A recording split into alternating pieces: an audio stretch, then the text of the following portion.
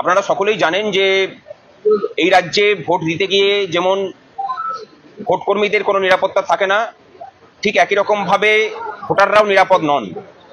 সেই কারণে বিগত বেশ কিছু সপ্তাহ জুড়ে আমরা এই ভোটার হেল্প ডেস্ক খুলেছিলাম, সেখানে অভিযোগ জমা পড়েছে। আমরা এই হেল্প ডেস্ক খোলার কথা নির্বাচন কমিশনের সাথে আলোচনা সাপেক্ষেই করেছিলাম। তারাও সেটাকে অ্যাপ্রিসিয়েট করেছিলেন এবং তারা বলেছিলেন যে আপনাদের কাছে সমস্যা এলে আমরা স্পেশালভাবে সেই সমস্যাগুলো সমাধানের চেষ্টা করব।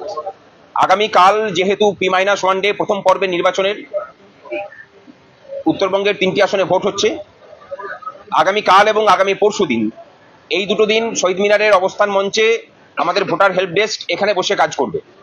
সেখানে যেমন ফোন রিসিভ করা হবে, এছাড়া আরো কয়েকটা নাম্বার আমরা প্রোভাইড করছি, সেটা ভোট কর্মীদের জন্য থাকবে এবং এই নাম্বার সাধারণ মানুষের জন্যও কাজ করবে।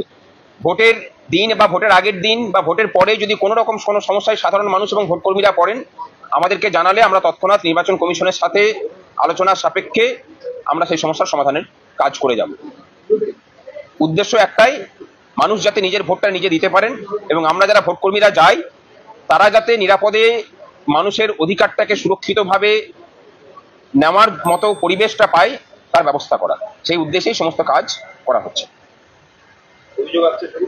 হ্যাঁ, অভিযোগ এর মধ্যে অনেক আগে থেকেই চলছে, সেগুলোর সমাধান হয়েওছে। আগামীকাল থেকে অভিযোগের ধরনটা একটু চেঞ্জ হবে, আমরা তার জন্য প্রস্তুতি নিয়েছি।